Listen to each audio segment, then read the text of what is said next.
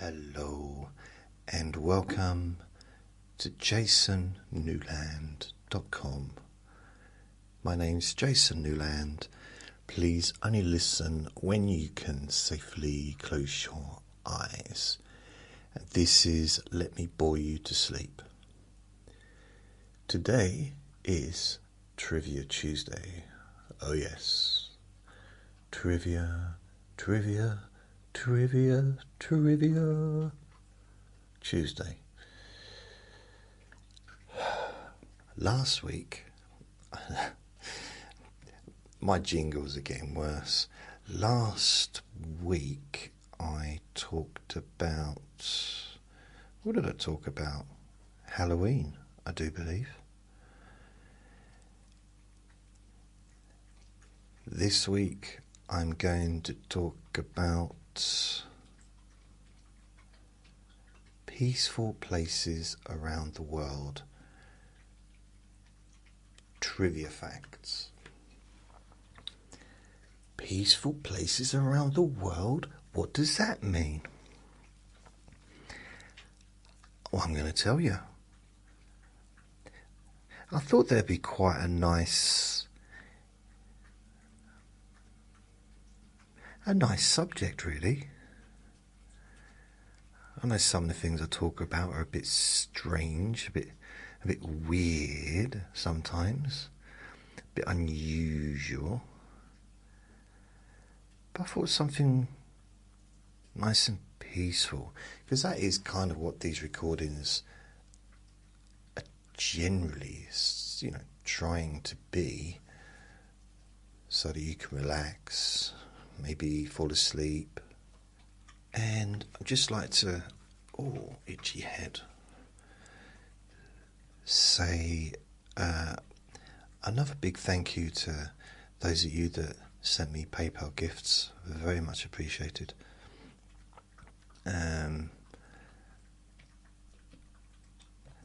So Saul sent me a gift this morning, early hours this morning, so thank you very much, Saul.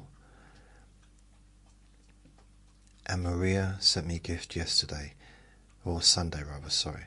So I just want to say thank you very much to you and Ben, and make sure I list everybody. Ben,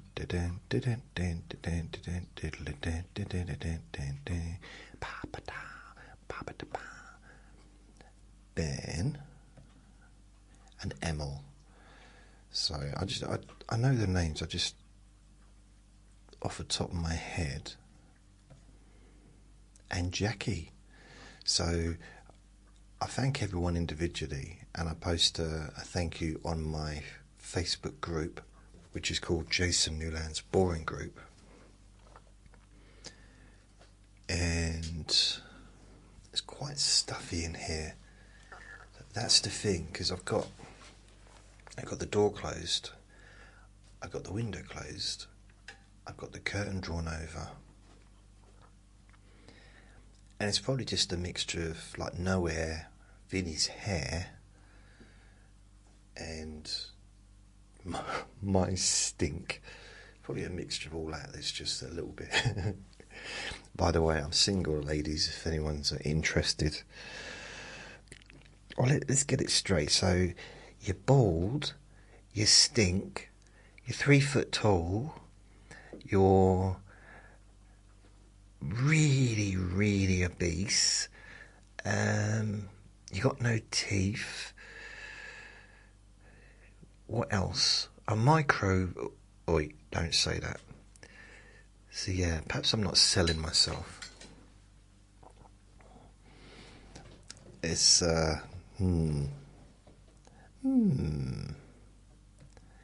Ba-da-ba-ba. I'm just trying to think what's happened. Last night there was a little bit of fireworks and then it stopped. So lucky it was 2. I mean, it might not have been fireworks. It's possible it was, I don't know, something like a backfiring car. But I don't generally hear cars backfiring so much in the last 30 years, to be fair. You know, that's a thing from the 70s and the 80s, really. But it might have happened. Or it might have been just a car drove over a little carton and made it pop. That's another thing it could have been.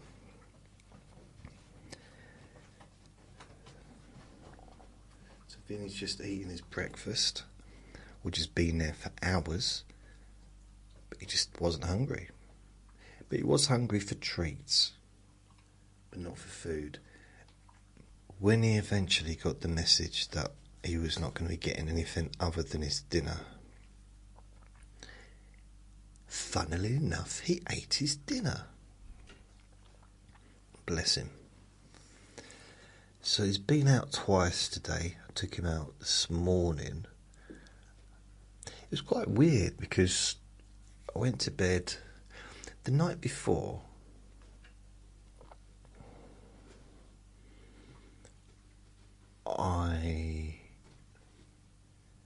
I went to bed very early, like 6:30, 5, 6. I just wasn't feeling great. This is on Sunday night.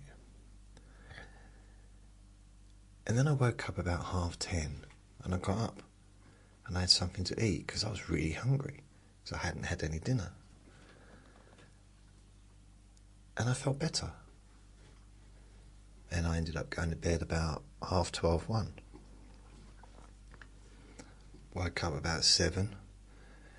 Just, everything was fine. And then last night, Monday night, probably went to bed about 10:30. And Vinny woke me up.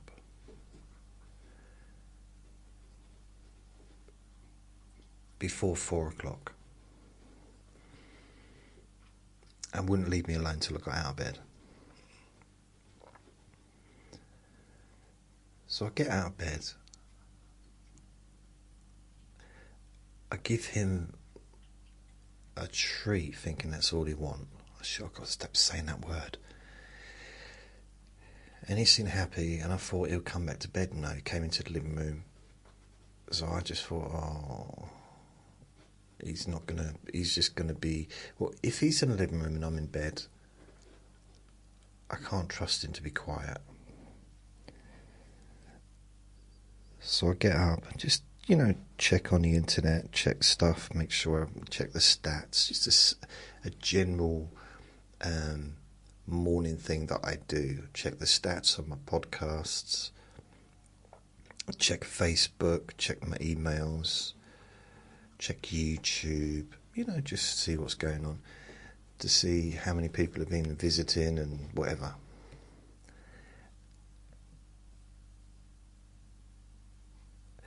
And then I just thought, I'm just going to have my dinner. I'm just going to have my breakfast, sorry. So I had my breakfast as I'm up. And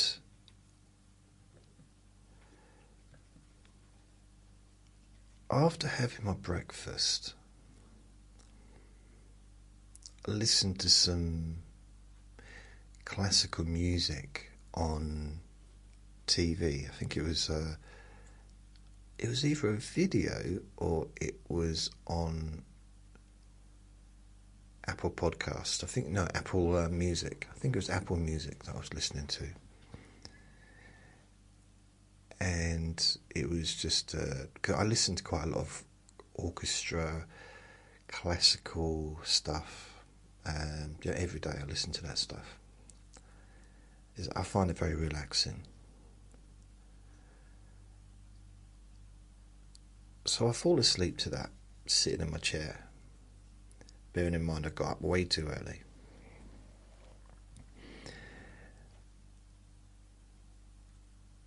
And then I woke up probably about 7. So I think I fell asleep for a couple of hours. It was a playlist, I think, of Yeah, I think it was a playlist that I was listening to of, like, an orchestra and relaxation and whatever, which lasts for, like, I think 22 hours. So I think I was alright. I wasn't going to run out. And I climbed back into bed. Vinny was fast asleep at this point. I think he was laying next to me when I was, like, laying down, like sitting on a chair. And when I woke up, he was gone. And I climbed back into bed until about 10 o'clock. So the whole morning was very different to normal. Usually I'm walking Vinny around 9, just after. I wait till there's no one around and then I take him out. So, just after 9 o'clock. And I'm usually back in time to watch Frasier, which is on about 10 past 10. But today, no. It was, I think I got back about 10 to 11. And it just feels like a very short day. He's been out twice now. I took him out again. Got back about quarter to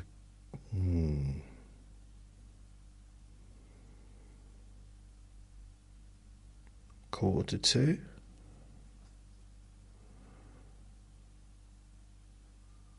Yeah, quarter to 2. No, quarter to 3 rather. 10 to 3. It's now 16 minutes past 3. So I was out for probably. I'm usually out for about half hour. Sometimes longer, sometimes less, depending on the weather. And he was relatively good today with other dogs. He's got a tendency of barking at big dogs, and I don't encourage it, if I'm honest. I quite like it. I quite like it when he doesn't do that. And there's a couple of giant dogs, as big as houses they are, and Vinny always barks at them. But on this occasion, we were far enough away from them, and he kept looking at them, but he had a little grumble, like, "Rah," and then he was fine. And then for some reason they walk their dogs on, because they were on the pathway, but then they walk our way. So it kind of moves it into almost like a triangle. So we were getting closer to them, they were getting closer to us. They were on the grass. So there's no way of avoiding them. And Vinny had a little bark, a little yell, a little shout, a little shouty shout. Then I turned him away and he was fine. So he's doing quite well. He just doesn't like big dogs for whatever reason. I mean, these are huge, honestly. You could see them from space.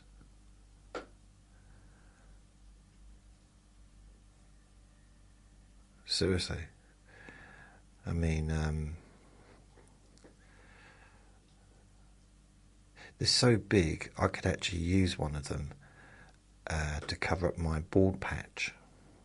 You could just sit on my head and you won't be able to see my bald patch anymore. Lemon bald patch. Can't see it. When I leave my flat, right, I got a camera on my door. Can't see the back of my head. Can't see the bald patch. But when I come up the stairs, I can see it. That's all I could see. So I'm walking up the stairs, and this is big, massive, white area. Big round circle. Just moving. It's almost like someone's shining a light on the back of my head from above. Like they do on stage, when you get these people in the spotlight, but it's just on one part of my head.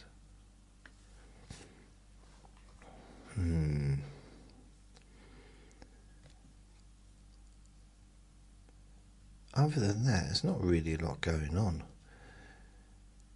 It's not raining today, which is nice. Still wearing my hat, but yeah, it's not been raining. Probably rained last night, I don't know, I wasn't out. Although yesterday about 6 o'clock I took him out, and I just can't, I'm moaning now, and moaning alert.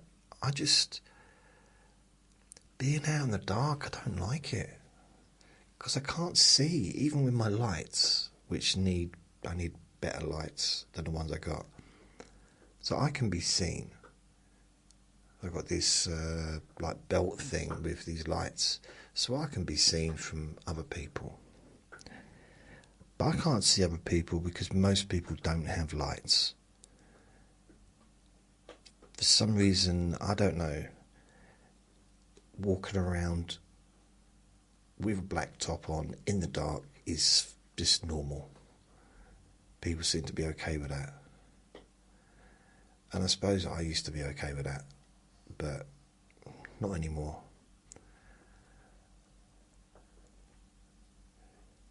It just, maybe it's just, I mean, did I ever have a torch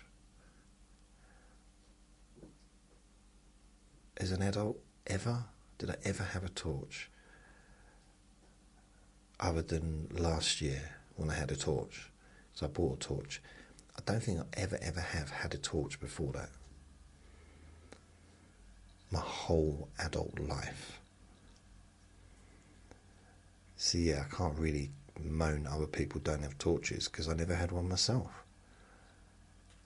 Apart from when I was a security guard.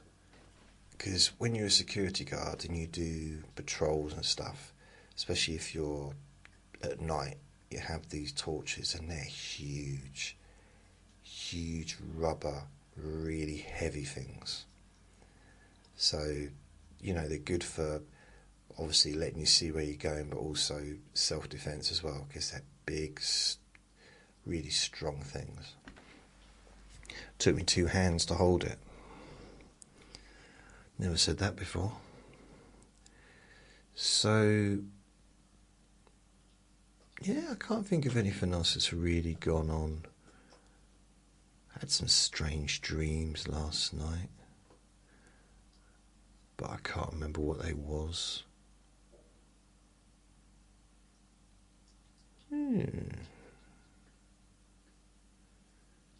Yeah.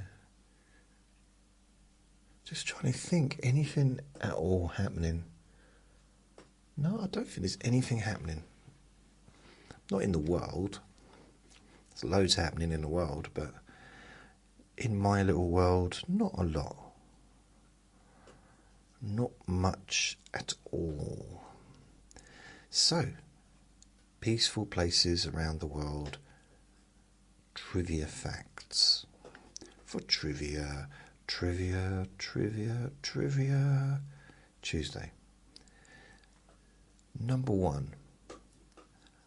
Bhutan measured success in gross national happiness instead of GDP. Bhutan measures success in gross national happiness instead of GDP.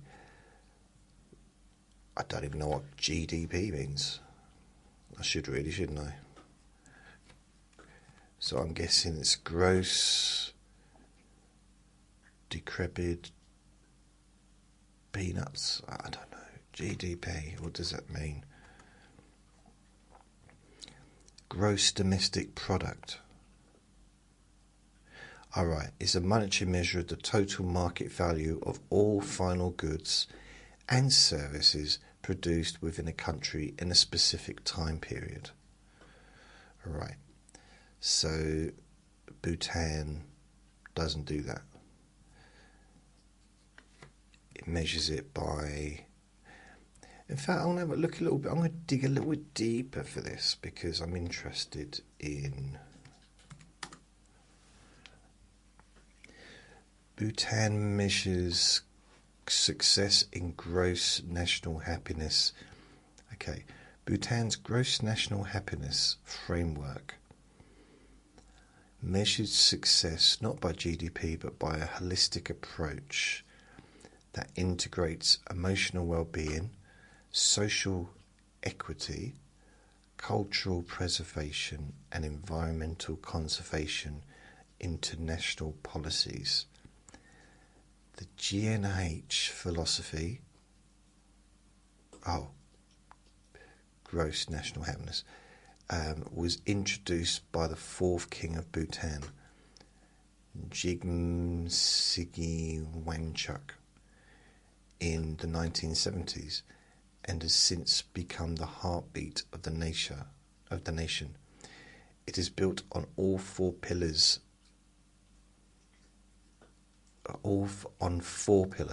sustainable development, cultural preservation, ecological balance, and good governance. These pillars are woven into every aspect of Bhutanese policy and society, making happiness more than just an abstract dream. The GNH Index, built from nationwide surveys, transforms the idea of happiness into actionable data, guiding national policy and ensuring that policies are not driven solely by economic gain, but by their contribution to long-term happiness and harmony.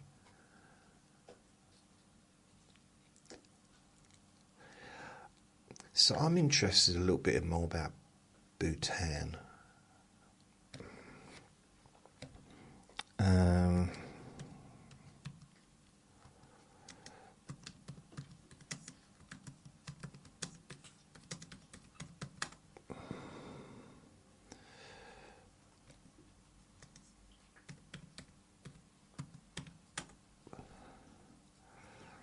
Let's have a look.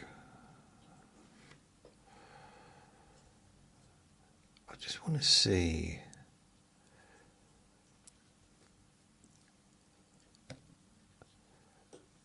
I've got this theory. I've got a friend who used to do used to help out a children's orphanage in Bhutan. And I remember him saying it's very difficult going there. Oh, the internet's just run out. Oh, no, it's back. Okay. Just run out.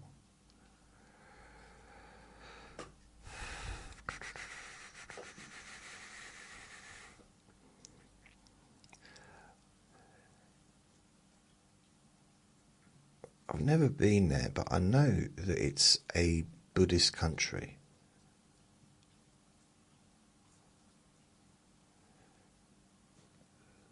So,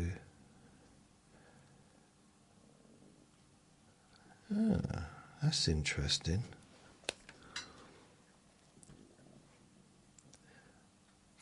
It's just that someone listed some of the hardest places to live in the world. Really, Vinny?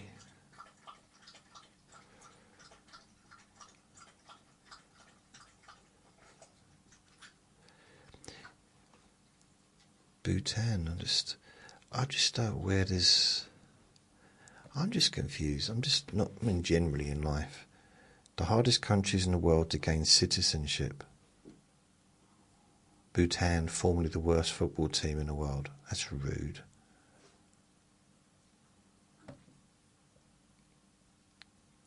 I'm just wondering where Bhutan stands, because I keep saying the word Bhutan. I don't know why. What are the worst countries? Well, that's a bit negative, isn't it? Human Development Index. It's saying here that Switzerland. That can't be true, surely. Really? It's got to be one of the best places in the world to live, surely. Maybe I'm wrong. South Sudan,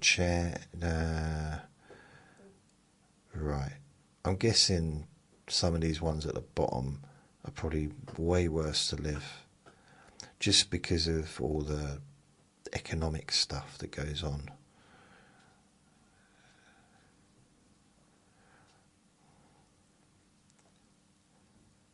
I do. I just want to just. I'd like to go. I'd like to go to Mexico, and I'd like to go to what's it called? The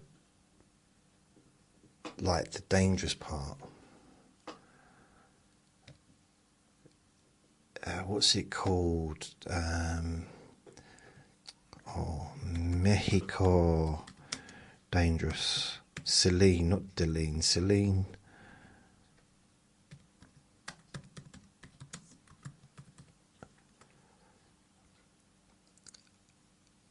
Mexico dangerous part.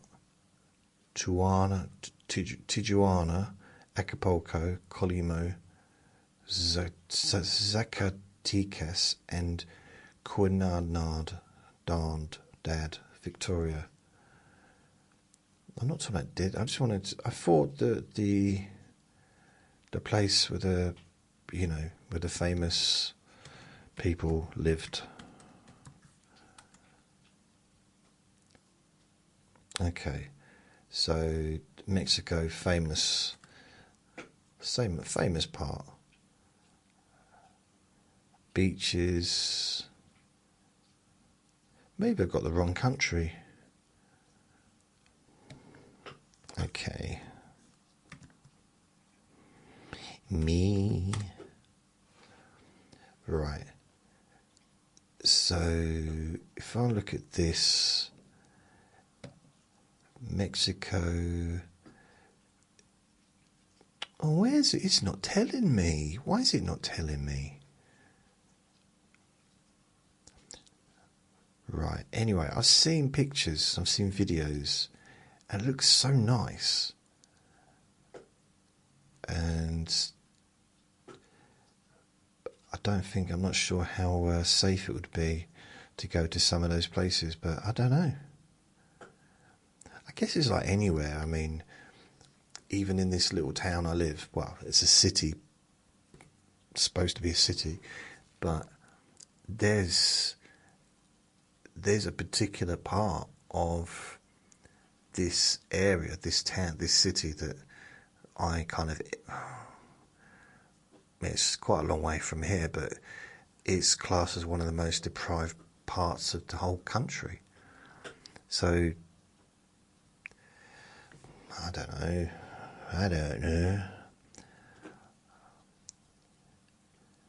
Where I live, it's almost, it's classed as a very good, according to the internet, a very good place to live if you commute to London. If you commute to London and you got a really good job in the city, there's a train station that takes you straight there and back, and there's somewhere you can park your car at the train station, or if you want to walk, from where you live. And I suppose you just enjoy your weekends. If you have a weekend off, you can just come back on a Friday night and just enjoy the weekend.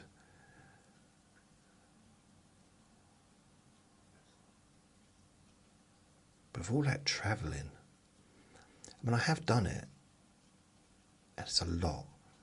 I've travelled up to London. When I was at university, I travelled up to London twice a week for a while to help out in the comedy club. This was leading up to Christmas? Was it leading up to Christmas?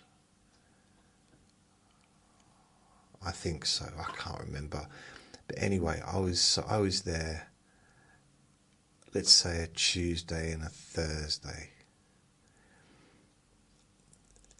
And the amount of time it took to get ready and to get up to the train station, and the time travelling on the train, then the time from the train station to the comedy club, and then in the evening finishing at like 6 or whatever, or 5 or 6, and then getting back, it'd be late, I'd just be time for bed.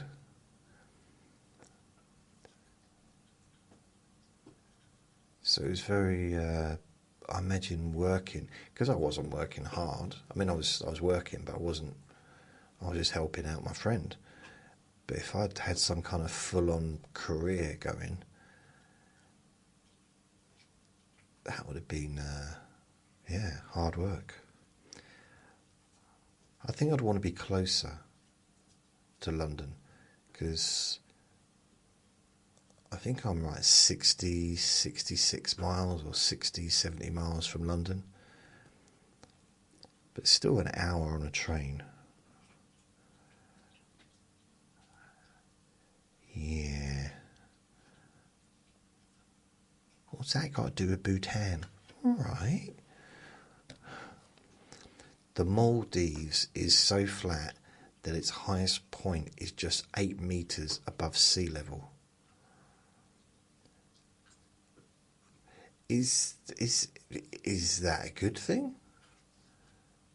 I don't know. How's that? What's that got to do with peaceful?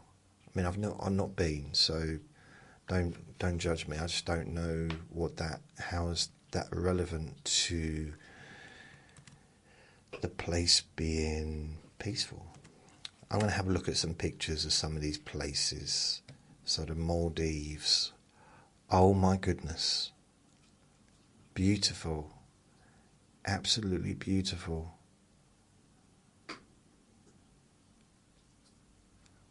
Wow. Where is it? Is it near France or something? Let's see where. Oh, it's in the Indian Ocean. The Arabian Sea. Just past the equator. Equator? The equator. Let's see if I've got a bigger. No, that map's not big enough. No. I wonder where it is on a map then. Maldives map. World map. So, okay, if I get that back down to a normal size. So the Maldives, the smallest country in Asia. Its land area is only 298 square kilometres, 115 square mile. But this is spread over roughly 90,000 square kilometres. How does that work out then? If it's a land area of 298 square kilometres, how can it be spread out over 90,000 square kilometres?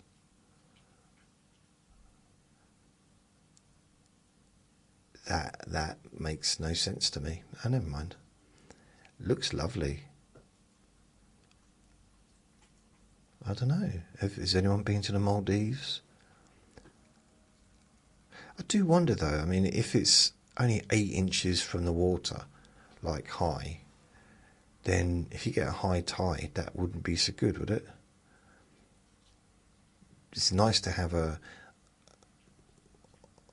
well, I imagine, if you've got a beach, you need to have a high spot for protection, like we do in Dover. We've got the Great Dover Cliffs of Dover, that are white. And they're huge, and they protect that area from the sea. And people do live down near the sea as well, but basically you can live up there, and I don't think anything would be able to reach above the Great Cliffs of Dover. It's too high, too big. I wonder if the Great Cliffs of White of Dover are the biggest cliffs in the world. I'm going to check that, because that would be a nice trivia fact. Are the White Cliffs of Dover the largest in world?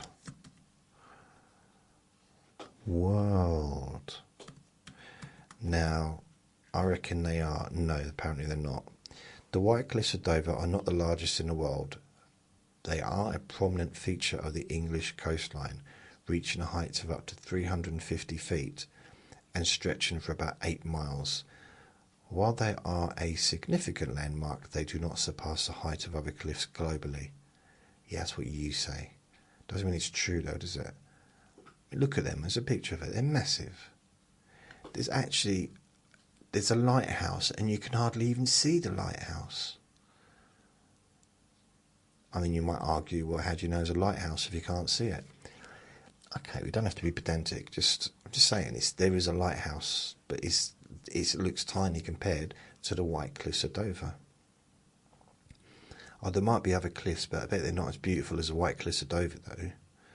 The White Cliffs of Dover are white. I wonder what 350 feet. Okay.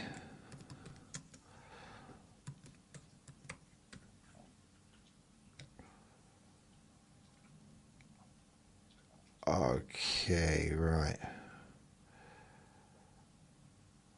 So yeah, I'm just looking, 350 feet is good protection, but okay, fair enough. I'm just having a look at some of the highest waves, but wow.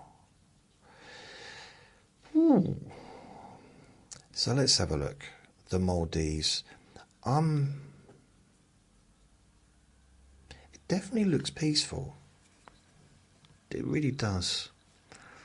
Iceland. See this, I actually saw this, well, I mean, I read this right at the beginning, so I did the little bit of research before I even started the recording, just by asking to find 60 trivia facts. I didn't really do much, but this did jump out at me. Iceland has no army. And I'm not talking about the frozen grocery store.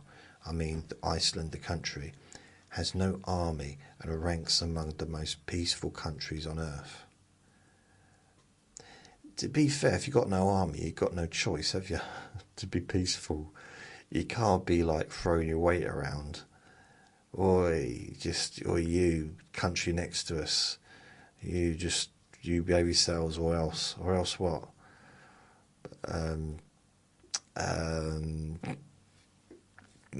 Chuck some fish at you, I don't know. I mean, there's not a lot you can do if you don't have an army, is there?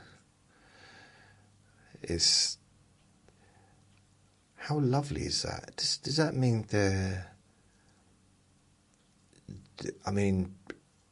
are they protected? Who protects them? Because they can't protect themselves. I mean, I'm talking about like isn't Iceland a country that's not owned by anybody? And wasn't there someone wanted to buy Iceland? I should say Iceland, shouldn't I? Iceland. Yeah. I'd quite like to visit Iceland. I was quite surprised though, because Iceland isn't covered in ice and Greenland is. It's kind of like, doesn't make any sense. Let's have a look at pictures of Iceland. Iceland. Images. Oh, there is some ice there as well. Wow, what a beautiful place. So there is ice. I mean, I'd have thought it'd be covered in ice just because it's called Iceland. I mean, why would you call something Iceland unless whoever landed there, I think it was the Vikings, wasn't it? And it just happened to be very icy. Someone slipped over and thought, oh, let's call it Iceland.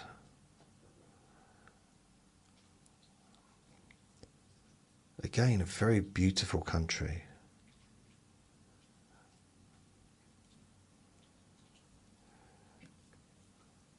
But then you've got Greenland.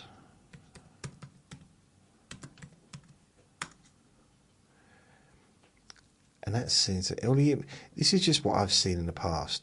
Greenland images always seem to have pictures of snow and ice. But because of all the polar bears and stuff. Is it Greenland that has 12-hour or 24-hour days, like, 6 months of one weather, or one, yes, 6 months of dark and then 6 months of light? Is that Greenland?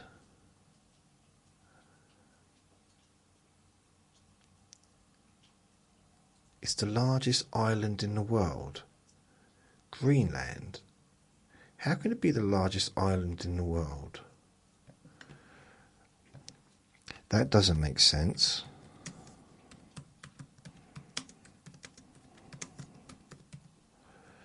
Our largest island in the world. Greenland. How can it be?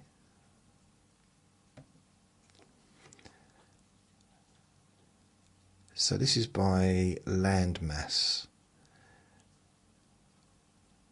Continental landmass. The Americas.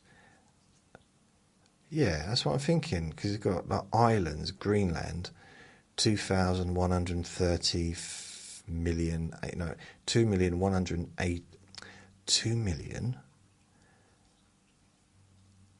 No, let's go for square miles. 822,700 square miles. The largest island in the world. New Guinea second, Borneo, Madagascar. Great Britain is number 9, which is really weird because we've got the tiniest island. Absolutely ridiculously small.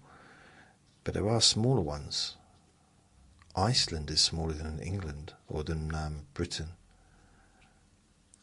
So that makes no sense, okay. Okay, I'll tell you why. So, Britain, Great Britain.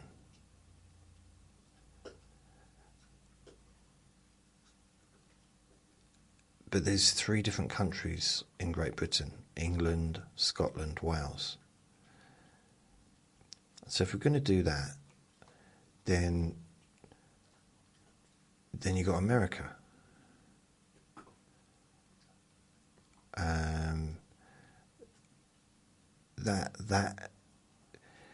The Americas, let's say. Any landmass that has surrounded by sea, that's an island. No, but it's different countries. Well, so are we. We're different countries. England, Wales and Scotland. We're different countries. We're still a separate island. So, Canada, Mexico, United States, that's an island. Is it not? Is it not surrounded by sea at some point?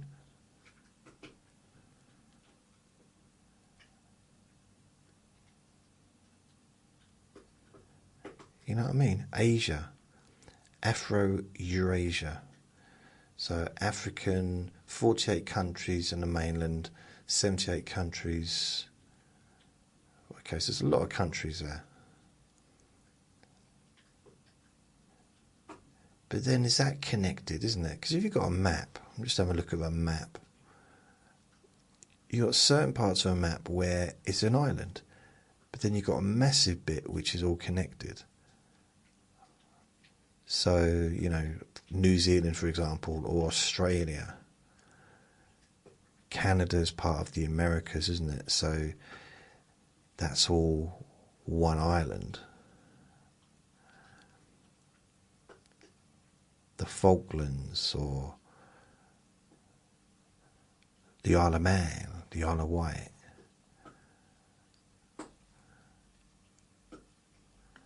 What is that?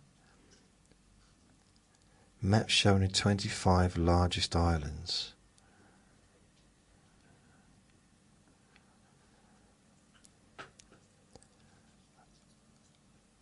I mean, that is it's a landmass. So it is. Afro-Eurasia is the largest island. Americas is the second largest. Antarctica is the third largest. And mainland Australia is the 4th largest. Yeah. Well, it's Australia's definitely an island, isn't it? I mean, if it's surrounded by water, it's an island.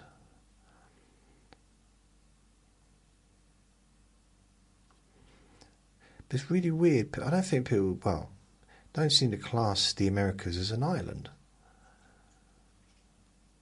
It's a bunch of countries, but it is an island. I don't know why I said the word island so often. I've never said that so often in one word, one sentence, one recording rather.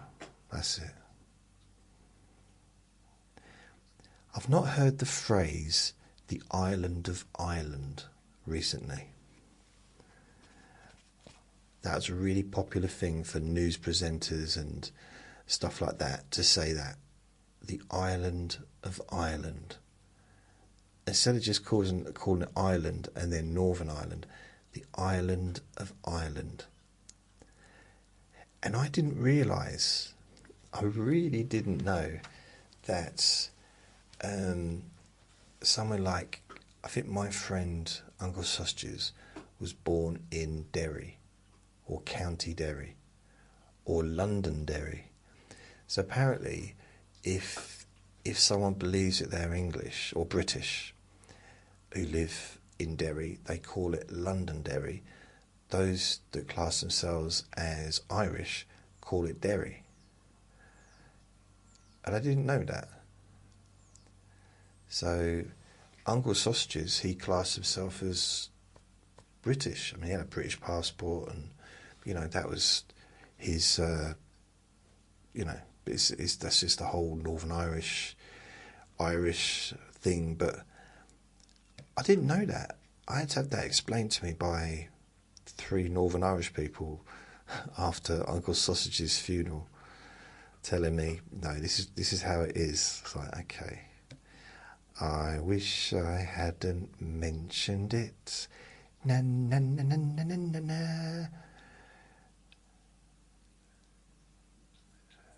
What am I doing? Okay.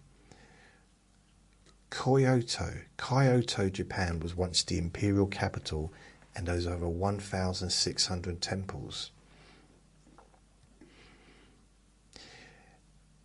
Yeah. That's why I always kind of got a little bit confused with how a place that was predominantly Buddhist,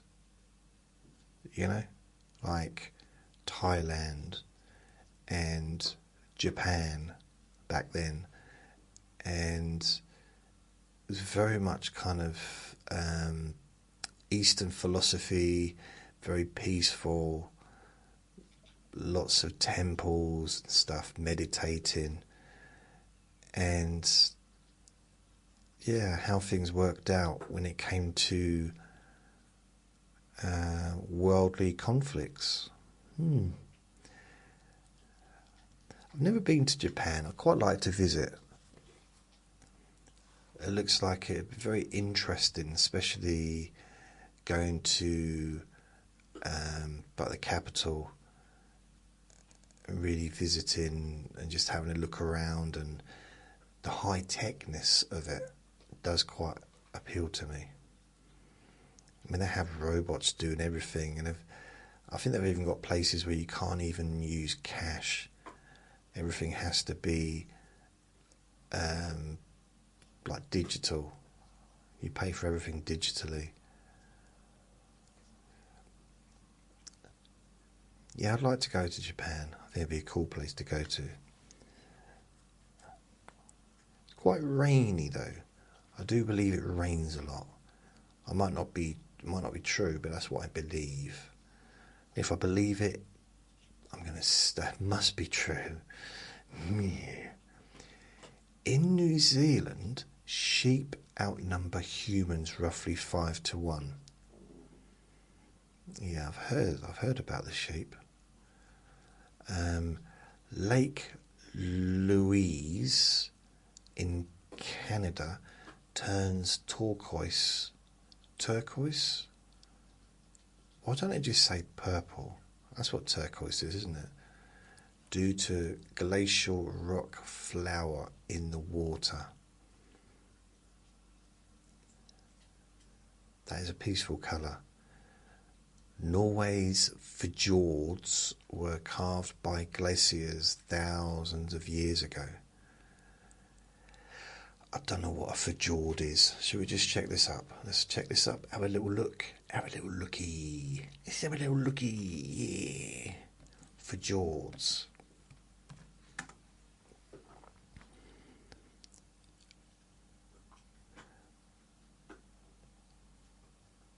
It's basically like a gap in between the mountains.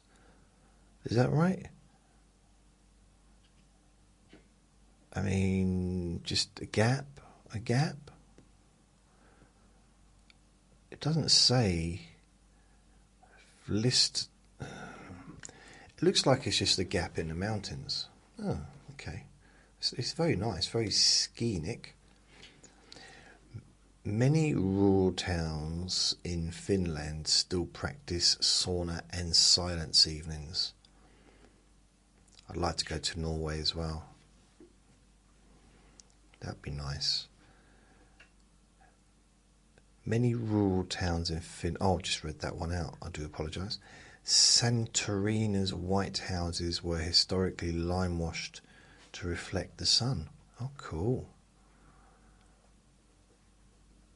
Bora Bora has more palm trees than permanent residents. Wasn't there a movie called Bora Bora? I'm sure it had a palm tree in the movie picture. I'm going to check it. Bora Bora images.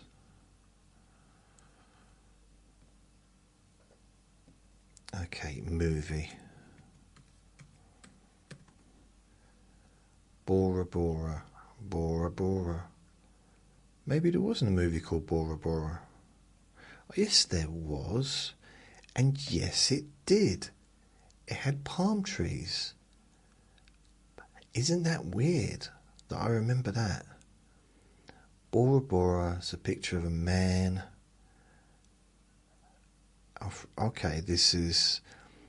Yeah, it's palm trees.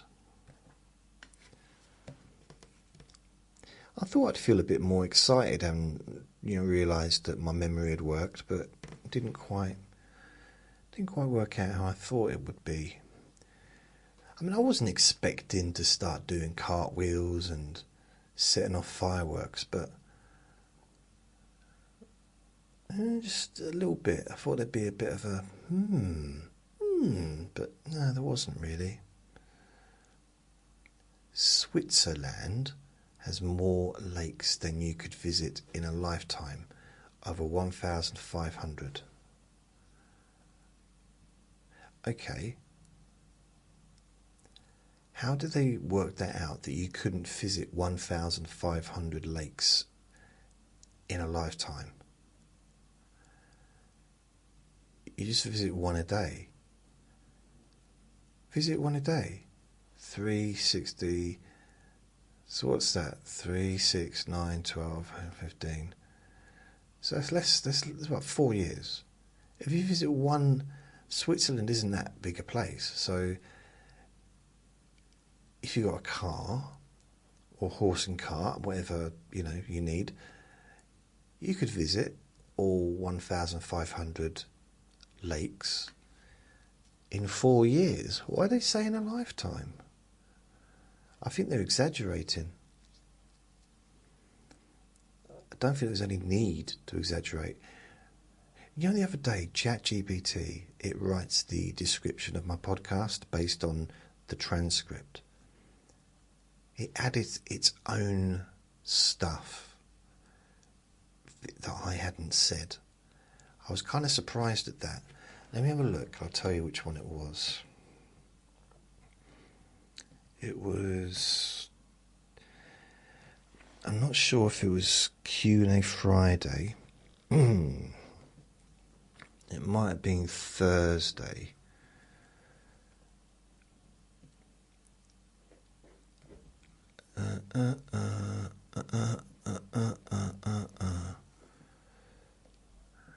Let's have a look.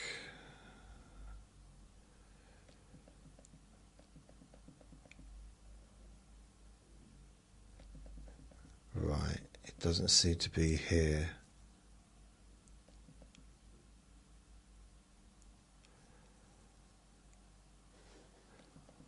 Right, okay, so it wasn't that one, it wasn't Q&A, it wasn't Thursday. Let's see if it was Q&A Friday. Q&A Friday. No. It wasn't yesterday, I know that for sure, so it was near the end of the writings.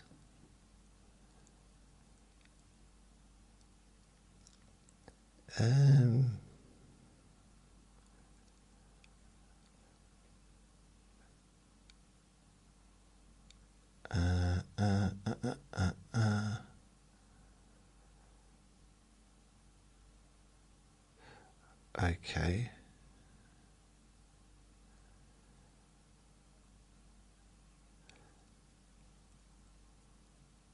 Okay, blimey, it does. I'll tell you what's weird. The descriptions of my podcasts, or the transcripts that I do, it takes a lot of stuff. It's getting it quite good. I mean, technically, I should be checking. I do skim through it, but I've done enough of them just to trust it. But wow.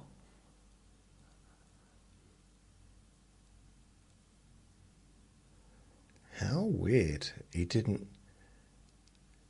It's even got. Okay, so. Oh well. Doesn't always get the spellings correctly for people's names. But doesn't even spell my name correctly sometimes. Sometimes it's Newland as in N-U-L-A-N-D. Or N-U-L-E-N-D. It's like, really? I mean, how long I've been. It's supposed to learn information about me over time. So, for example, I said today.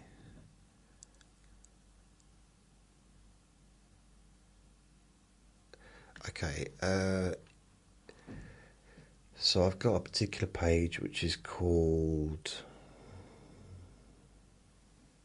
What's it called? Trivia Tuesday Ideas.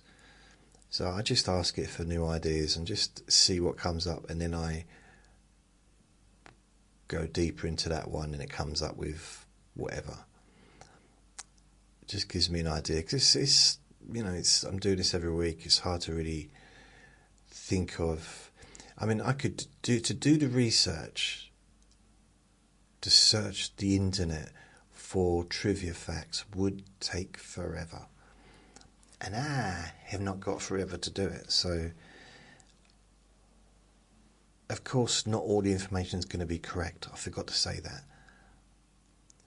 So on this page, I just put, it's that time again for Trivia Tuesday. Any ideas? And it says, absolutely, happy Trivia Tuesday time again. Since you just did Halloween, this was last week, here are some fresh, fun, sleepy friendly trivia theme ideas for upcoming episodes. And sort of cozy and relaxing themes, nostalgia, travel and places, food and drink, animal and calm creatures, music and memory lane, domestic everyday oddities, mildly strange but soothing. So I looked at that and I thought, okay, it's coming up with some stuff that isn't necessarily going to be relevant for this, because I just put a there. I typed in, from now on, I will be keeping nostalgic stuff for Thursdays. And I didn't think it would know what I meant, but it did. It said, understood, nostalgia is now officially reserved for Thursday throwbacks. And then it gave me another big list of possible, things for today. because I thought, it can give me trivia on the charts or the movies or stuff like that, but that is something I'm going to be focusing on with my Thursday throwbacks. Yeah, any all like electrical equipment on inventions and things like that. So yeah, I kind of save that for then. Hawaii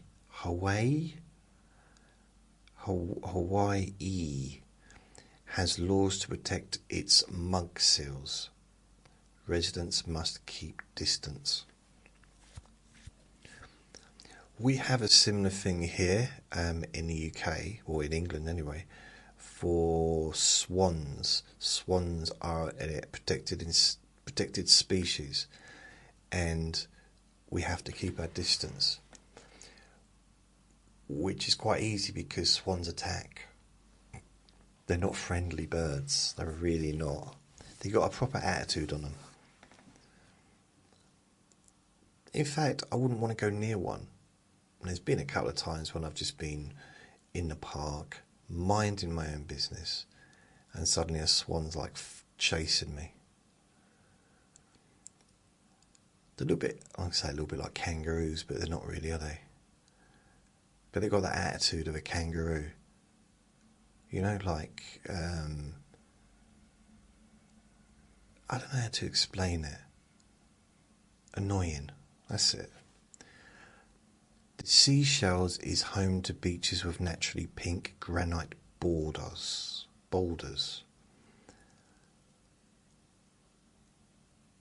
Is Seychelles, is that in France, isn't it? Seashells on the seashore. Lake Bled, and it's a weird name, isn't it? Slovenia has a tiny island with a single church. I'm not sure if I'd want to go there. I'm not sure if I'd want to go to an island where there's nothing, like literally nothing. Maybe when I was younger, but probably. I'm not saying that I need a Costas, but there needs to be McDonald's or whatever. But just there needs to be something. Yeah. Ireland's west coast is known for peaceful cliff walks and ancient stone walks. Ireland's a very beautiful country. I never went to the coast though. I suppose technically I did, in the sense of I got off the ferry and went into Dublin. But I've not been on any of the cliffs or anything like that. So I've got two friends that live in Ireland, and it's lovely when it's not raining. It's lovely when it's raining probably as well if you're indoors. Tuscany's rolling hills are shaped by centuries-old farming patterns. South Korea's Jeju Island houses volcanic landscapes and quiet tea fields.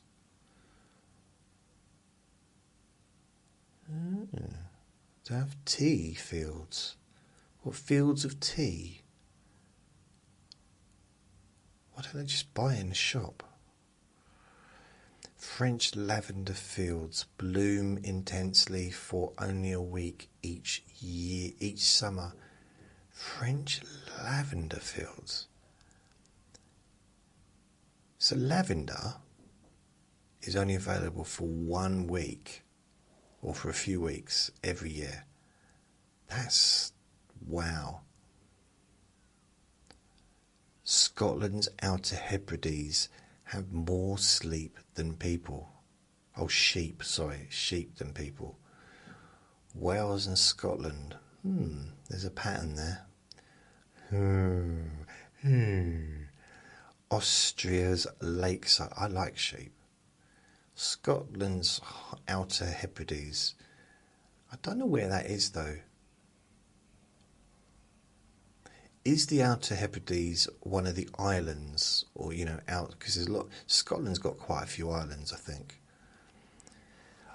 Austria's lakeside village Hallstatt inspired the design of a town in China. Oh, cool. Patagonia, sorry, has skies so clear you can see the Milky Way with the naked eye. That sounds like a really good place to go if you like looking through a telescope. So there's a tree outside my next door neighbour's bedroom window. No, I'm joking. The Lakewood district invited William Wordsworth's poetry. Yosemite, despite millions of visitors, still have valleys where you can hear nothing but wind. They have valleys where you can hear nothing but wind. How do you hear the wind if it's a valley? How does a wind travel through a valley? That's confused me. The Maldives banned plastic bags to protect coral reefs. In Japan, forest bathing, Shinrin-yoku, is considered a form of therapy. Lapland experiences months of snow, but is one of the quietest places on Earth. I'd like to go to Lapland. The thing is, you get there, I imagine you can just choose any presents you want, but how are you going to get them home? Does Lapland have an airport? Costa Rica protects over 25% of its land as national parks. Yeah, good. The Galapagos Islands inspired Charles Darwin's theory of evolution. And Bali's rice terraces use a cooperative water system dating back 1,000 years. How do they know? I don't think anything was ever written down 1,000 years ago.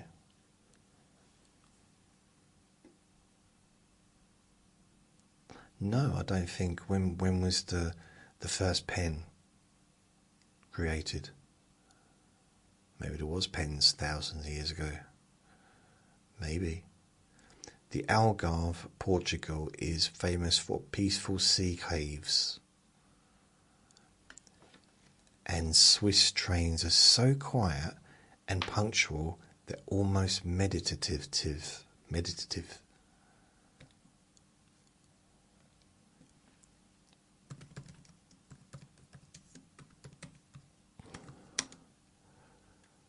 When were pens invented? 3200 BC. Pens have been around for thousands of years, with the first pen known 32,000 BC. The quill pen was invented around 600 AD and became a prevalent writing tool in Europe. If that's the case, thousands and thousands of years, 32,000 BC, so why is there nothing written all the way back then? Hey?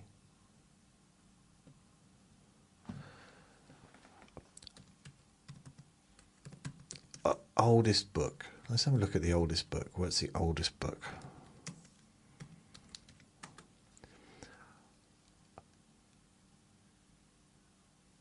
So the oldest book is the Madrid Codex, estimated 494 years. Oh, blimey. What? I thought number one would be the longest, but the oldest, but I was wrong.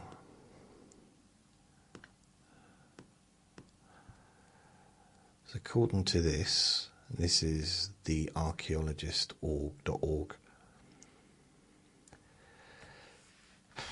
10 Etruscan gold book, estimated age 2,673 years old.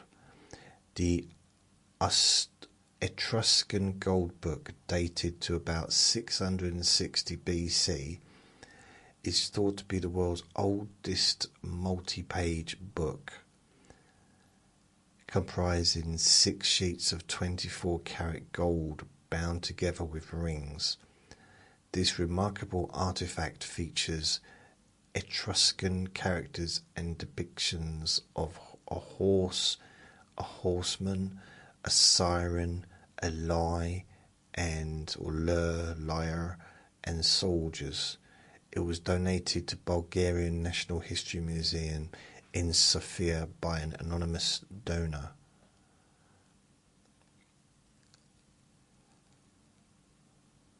Oh. Just looking at I found one that looks more like a book though.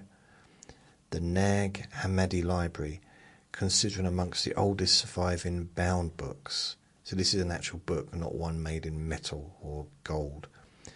The Nag Hammadi Library consists of 13 leather-bound papyrus codices discovered in 1945 in Upper Egypt. These codices, I don't really know what that means, contain Gnostic texts and are dated to the first half of the 4th century AD. They are currently housed in the Coptic Museum in Cairo, shedding light on early Christian thought. 1,693 years. Wow. Ooh, look at this. St. Cuthbert Gospel, 1,315 years old. So it's Europe's oldest known surviving intact book is the St. Cuthbert Gospel. It was acquired by the British Library in 2012 for $9 million as part of a fundraising campaign.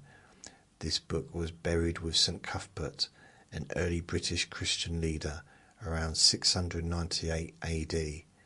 Its journey throughout history, surviving Viking conquests and rediscovery in 1104 AD, adds to its historical significance. It's actually intact. The book is intact. But have they deciphered what it says?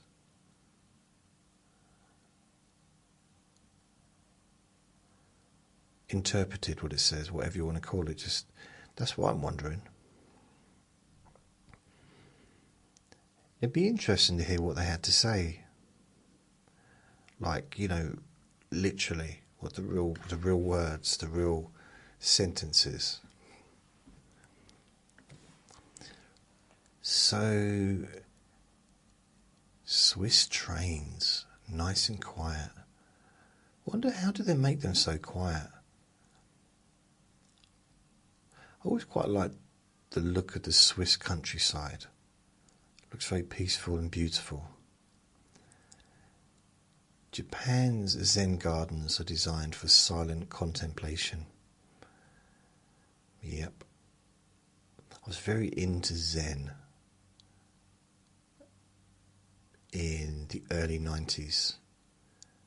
I had loads of books on Zen and koans or koans, however you want to say it.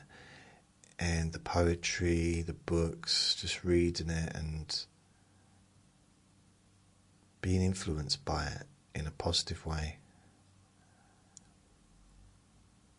Probably not understanding a lot of it either.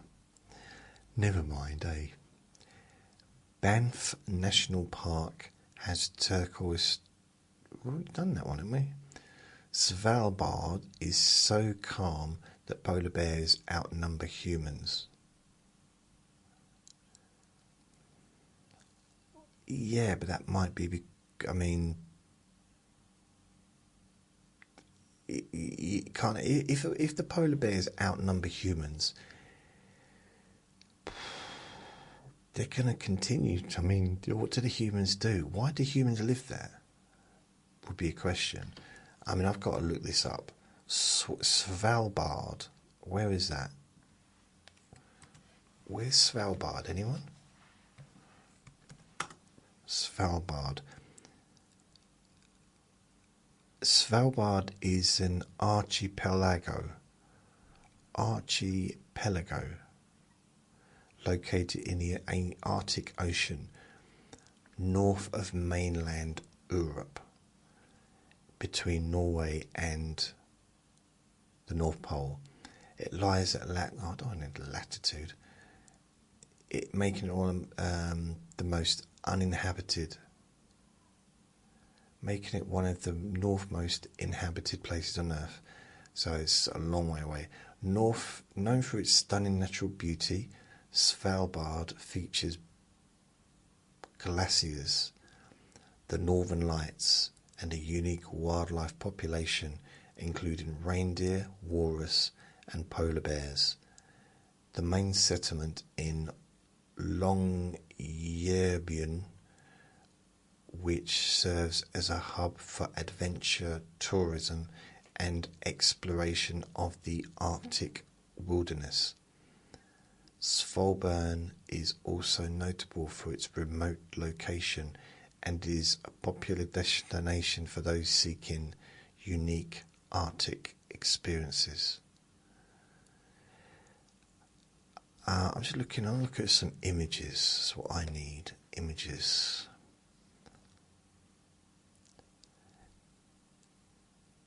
I don't know. I'm sure I've seen this before.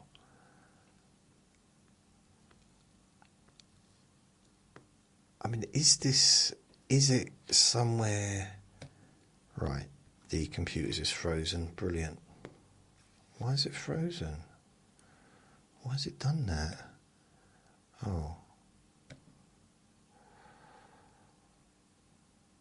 That's very strange.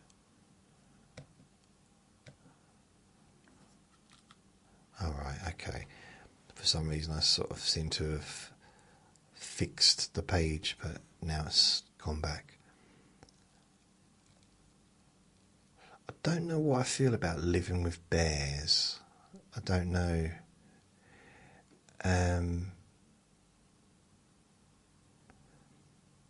It looks beautiful, but at the same time I'm looking at the houses and I don't know.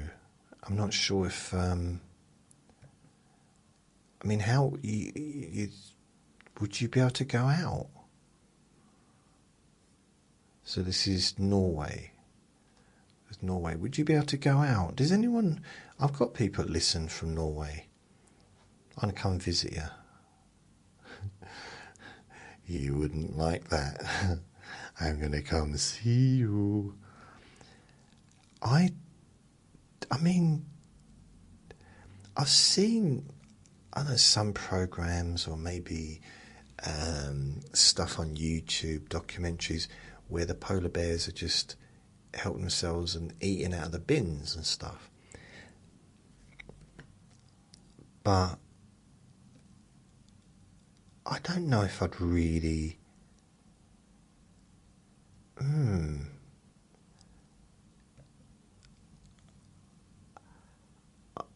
I'm sure I saw one and it was this place and they stayed in. I think it's a place where a lot of exploration is done and like scientific experiments and things like that are done, I think. I might be wrong. I want to visit. That's why I want to live forever, so I can just visit everywhere. Maybe not everywhere, but you know.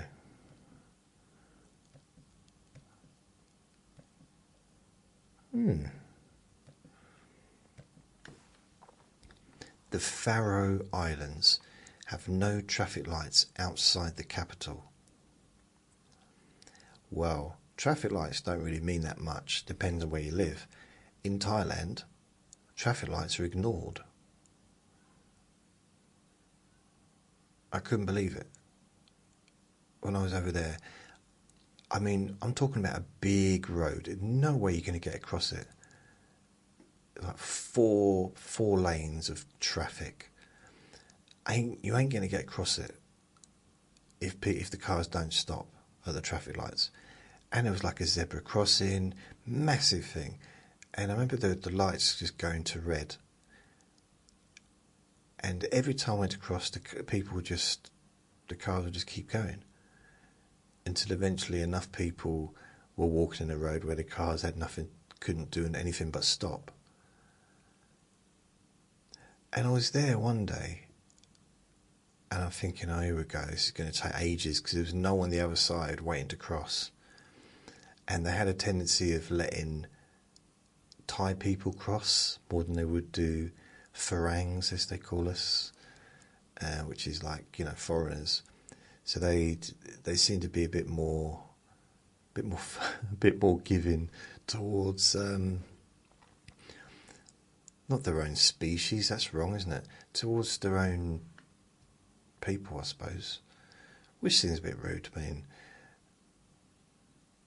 I did find the Thai people to be very, very friendly. A lot of them.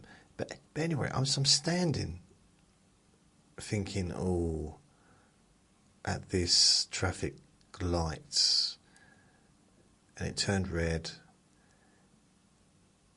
and it's like an intersection, so there's other cars going the other way, so there's still basically, it's ridiculous, the fact that the roads are ridiculous. So,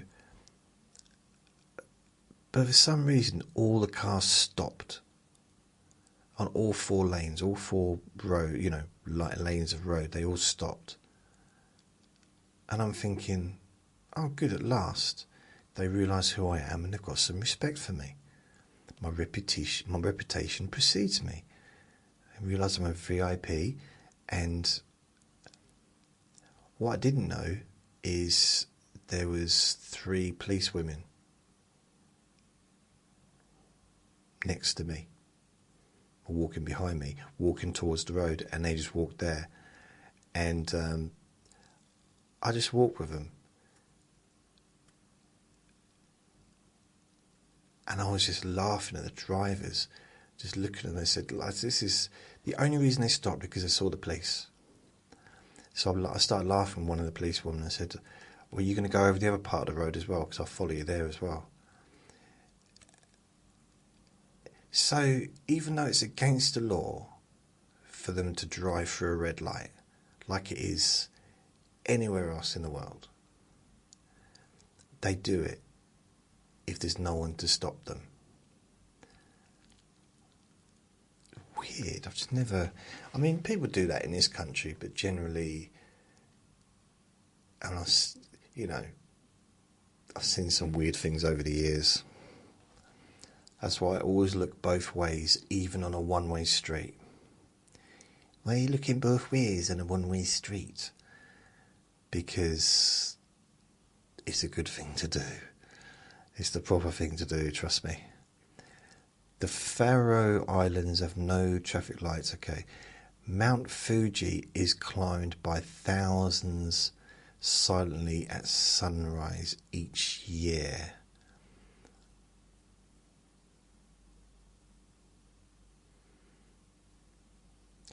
Okay, province hosts quiet early morning markets where locals don't rush.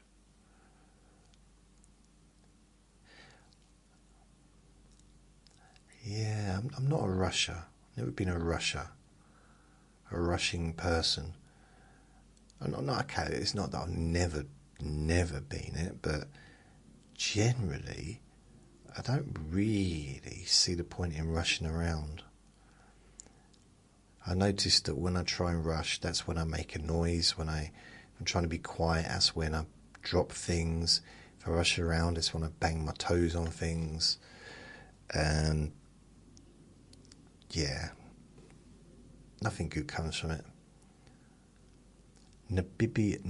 Namibia's desert dunes are some of the quietest landforms in the world. Cool. Never been in a desert. Been on a beach. Never been in a desert. But I've been surrounded by sand. But just never been in a desert. I've seen deserts on TV. Never been in one. I wonder what it's like. Lake Baikal in Russia is the world's deepest freshwater lake. Ooh. Good for diving, I suppose. Nepalese monasteries practice daily silent meditation. That is I guess that's a Buddhist thing as well. I mean, there is silent meditation done in Buddhists, different Buddhist organisations where maybe they'll meditate in the evening and not speak at all during the night.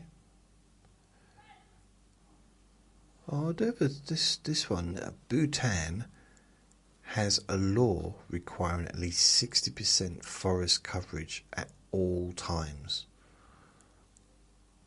Wow. And New Zealand has official dark sky sanctuaries for stargazing. How does that work? Does that I suppose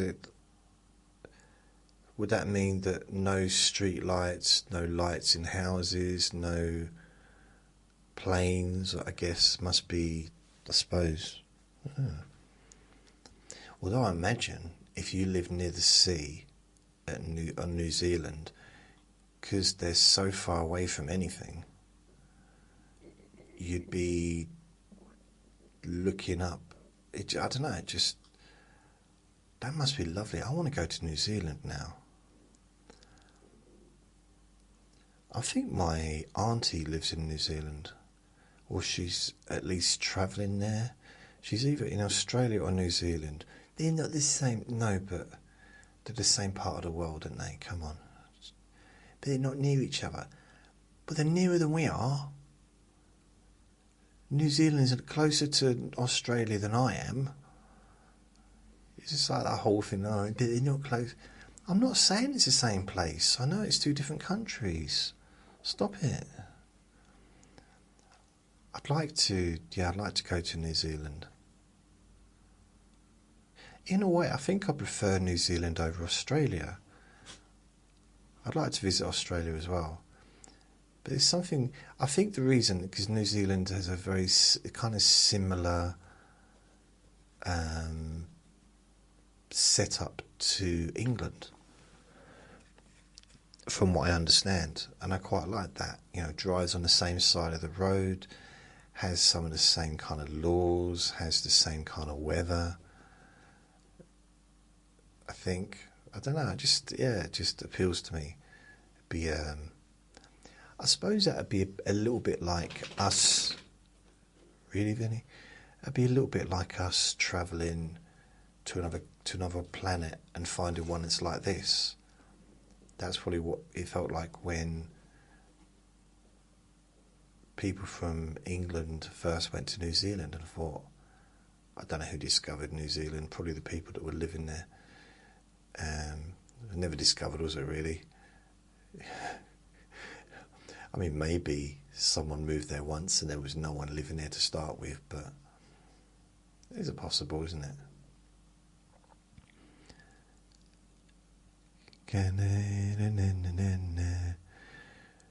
Japan's moss garden has over 120 species of moss. I've been wondering about that for ages. Do you ever think to yourself, I wonder how many species of moss are in Japan's moss gardens? And it's bugged me for years, and I've been meaning to look it up. but I just, you know, you get distracted by life stuff. And now I know. So that's good. Canadian canoe routes can stretch untouched for hundreds of miles. I mean, Canada is a big old country.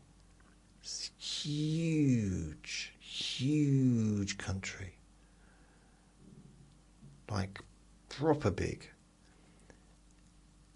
And only about 17 people live there. So, I mean, that's got... How many people live in Canada? I know it's more than 17. Wow, don't... Canada population. What? 40 million. So you think about it. And 40,126,723. No one's going to know to that specific amount. It's never going to be that correct. So 40 million. We have about 70 million living in this country. And we are tiny. Tiny.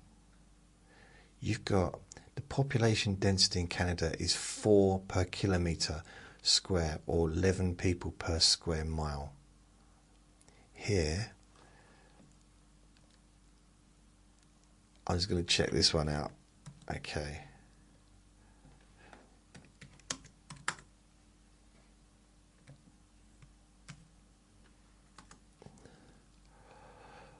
So how many did I say?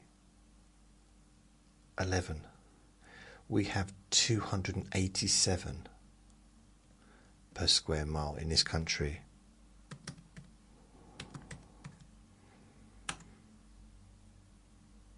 In England, right, because the UK covers, you know, more different places. In England, approximately 1,119 people per square mile. But per square mile.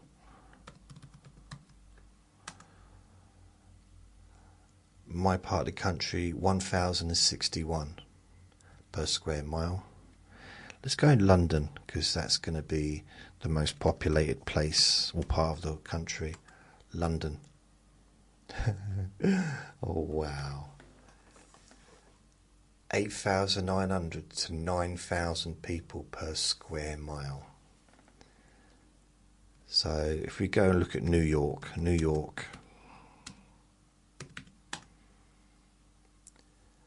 that's even more. 29,302 people per square mile in New York. 9,000 in London. It just goes to show that I thought it would be higher in London. What about Japan? Japan. 875. What about... Where else are we going to look? USA. 93,000 per square mile. So just see 93,029.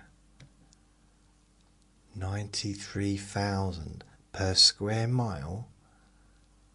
No, 93.29, sorry. I thought it was 93,000. 93.29. So let's say 93 people per square mile in America. And where I live in the UK, it's 1,119 in England.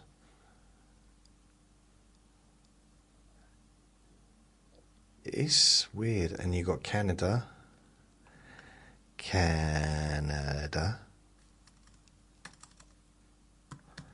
I'm pretty sure it was 11, wasn't it? 10.2 people per square mile. That is just ridiculous.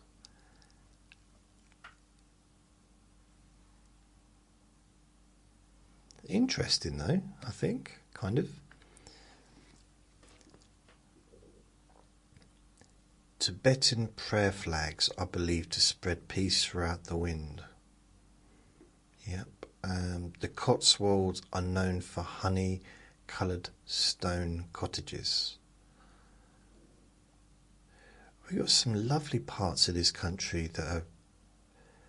You've got these places where there's all these walls made of stone, and the cottages and all this stuff that's just very scenic.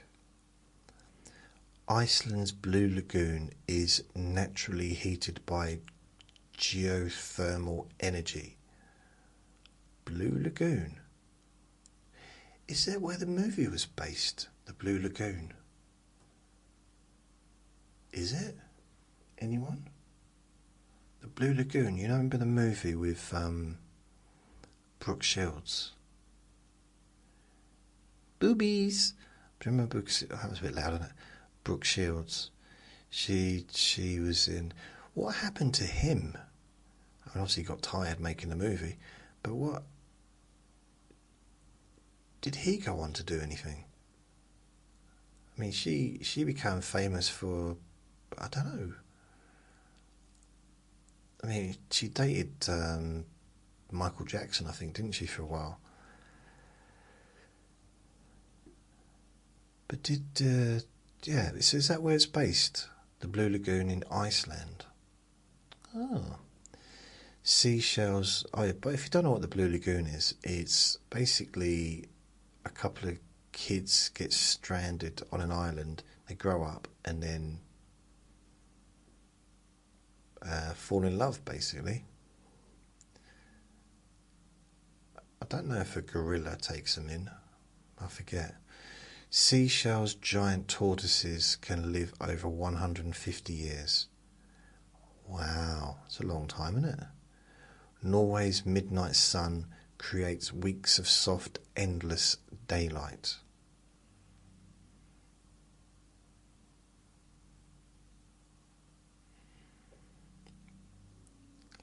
So that would be strange. I just never experienced that, so that would be interesting to see. Bora Bora's lagoon changes colour with the tides. And you've got Islands Lake. Is that the island of Ireland? Islands lakes were formed by glaciers thousands of years ago. Is that just all islands lakes? Or islands lakes? I'm not sure. Japanese tea houses were designed for calm ritual, not socializing. Yeah, they're very peaceful. Hawaii's turtles nap on beaches at sunset. And Kenya's quiet savanna are home to gentle grazing animals like giraffes and gazelles.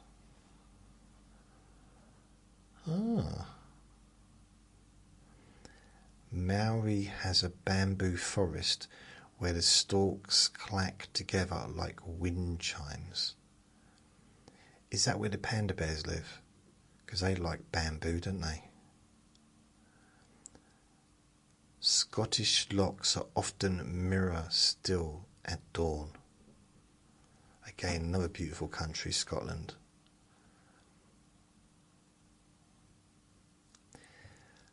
I do sometimes wonder why, like, based on some of the scenically beautiful parts of the world, I'd have thought that they would be a place where the economy would really thrive. For example, Scotland would be, everybody living in Scotland would be living a really good lifestyle because people from all over the world would want to visit Scotland because of its beauty, as well as the architecture. 60, there are places so quiet, such as the Atacama Desert, you can hear your heartbeat. I've never been to the Atacama Desert. I've been on a beach surrounded by sand, but I've never been to a desert. I'd like to go to a desert, but just on the edge. The edge of kind of, as long as there's a diner close by.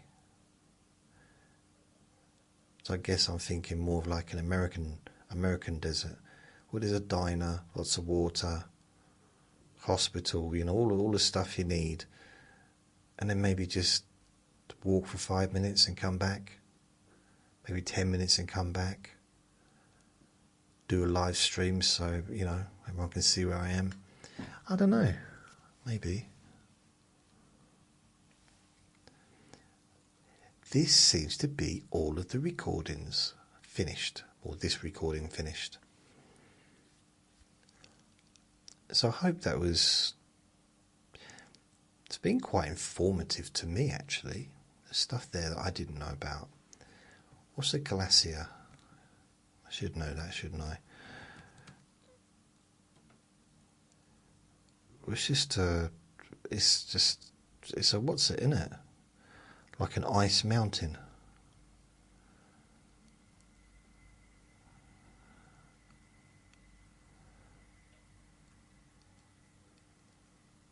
Just a mountain made of ice.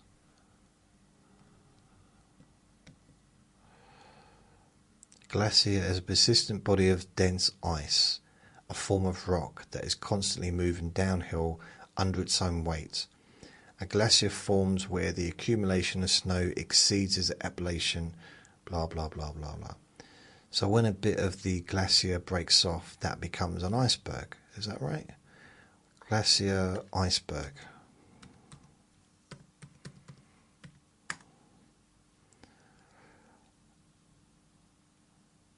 Yeah, icebergs that calve from glaciers in Greenland are often irregularly shaped, while our Antarctic ice shells often produce large tabula.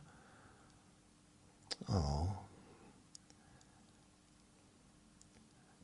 Never seen an iceberg. I've seen them on TV, but I've never actually sort of been on one. I've been surrounded by snow in the winter, but I've never actually been, you know, like to the Antarctic.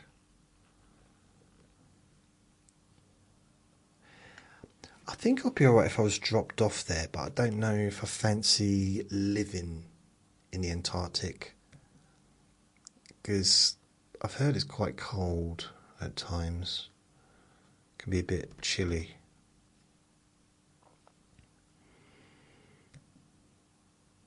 I mean, we do have winters here. We have cold weather, we have warm weather, windy weather, wet weather. But in some ways it's relatively mild compared to some other parts of the world.